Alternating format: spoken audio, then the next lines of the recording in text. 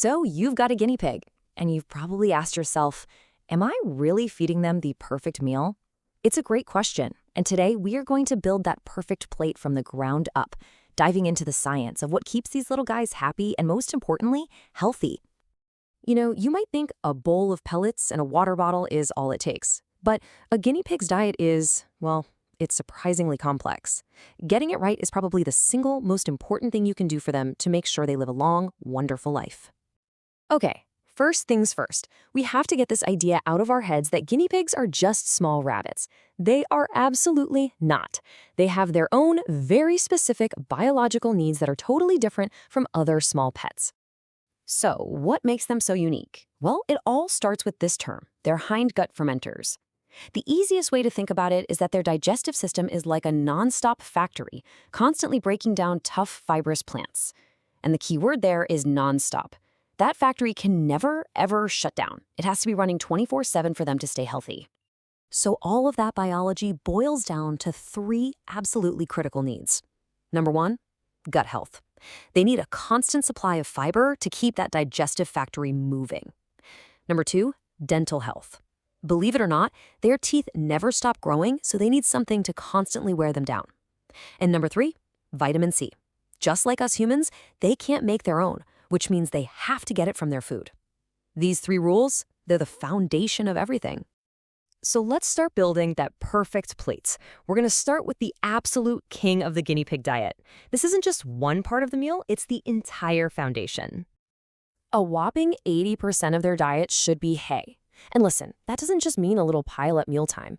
It means they need unlimited access to it all day, every single day. This isn't just a suggestion. It is absolutely non-negotiable for a healthy piggy. And all that hay isn't just for their gut. That constant side-to-side grinding motion as they chew is basically nature's toothbrush. It's what physically wears down those ever-growing teeth, preventing them from developing these painful hooks and spikes that could literally make it impossible for them to eat. So what kind of hay should you be looking for? Well, for most adult guinea pigs, Timothy hay or other grass hays are the gold standard. They've got all the fiber they need without a bunch of extra calories. Now, alfalfa hay is a little different. It's a legume, which means it's much richer in calcium and energy. That's great for growing babies or nursing moms, but for your average adult piggy, all that extra calcium can lead to some really painful bladder stones. Okay, let's move on to the next layer of our perfect plate. This is where we get to add some color, some variety, and a really important vitamin boost. Fresh vegetables should make up about 15% of their daily diet. Now, this part of the meal is less about fiber. They're getting tons of that from the hay, and much more about providing those essential micronutrients they just can't get anywhere else. And the most critical of all of these is vitamin C. Without it, guinea pigs can develop scurvy, and it can happen fast, in as little as 2 to 3 weeks. We're talking about serious problems like painful joints, weight loss, and a really weak immune system. Their daily veggies are their #1 defense against this. So where can they get this vitamin C? Bell peppers are a fantastic choice. A little bit of broccoli, some fresh herbs like parsley and cilantro, those are great too. Kale is also on the list because it's packed with it. But notice that little warning? In moderation. We're going to talk about why that's so important. And that brings up a really key point. While veggies are absolutely vital, it's not just about what you feed them. It's about the balance. Because yeah, you absolutely can overdo it. And here's why. We have to be mindful of something called the calcium to phosphorus ratio. Now, that sounds super complicated, but the idea is simple. If they get too much calcium in their diet, it can lead to the formation of bladder stones, and trust me, that's a really common and very painful problem for these little guys. So what's the simple takeaway here? Variety. It's all about variety. By rotating through a bunch of different safe vegetables, you naturally balance out all those nutrients. So think of high-calcium greens like kale as an occasional treat, not a daily staple. And remember, always introduce any new food slowly to avoid upsetting their super sensitive digestive system. All right, let's head to the very top of the food pyramid. This last part is a small, but still pretty important piece of the whole nutritional puzzle. Commercial pellets should only make up about 5% of their diet.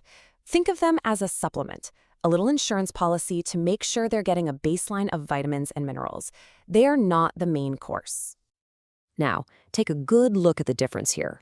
On the one side, you have these plain, uniform, kind of boring-looking pellets. That is exactly what you want. Why?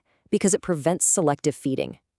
But on the other side, you've got those colorful muesli mixes. They look fun, but your guinea pig will just pick out the yummy, sugary, high-fat bits and leave all the healthy stuff behind, totally wrecking the nutritional balance. 2 final and really crucial tips for pellets. First, make sure they're Timothy hay-based, not alfalfa-based, for adult piggies. And second, always check the best by date on the bag. The vitamin C they're fortified with is not stable. It degrades over time. So old pellets have basically lost all their nutritional punch. Finally, let's talk about everybody's favorite subject, treats. But when it comes to guinea pigs, these have to be handled with a lot of care. A tiny piece of fruit, like a single berry or a thin slice of apple, is okay once in a blue moon. But remember, that stuff is loaded with sugar. Most of those commercial guinea pig treats you see at the store, they're basically candy bars and should be avoided. And it's an absolute hard no on things like nuts, seeds, or any of those granola mixes. Their digestive systems are just not built for that kind of stuff. Okay, let's wrap this all up into a super simple daily routine. Here's your checklist. 1. Is the hay rack always full? 2. Have they had their fresh, vitamin C-rich veggies for the day? 3. Do they get just a small measured amount of those high-quality, boring pellets? And 4. Is their water bottle or bowl fresh and clean? That's it. That's the whole game. And here it is, the whole explainer on one plate. This is the goal.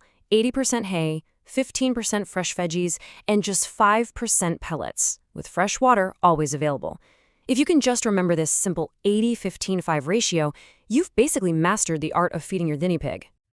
Ultimately, everything your guinea pig needs to live a long and healthy life comes directly from you.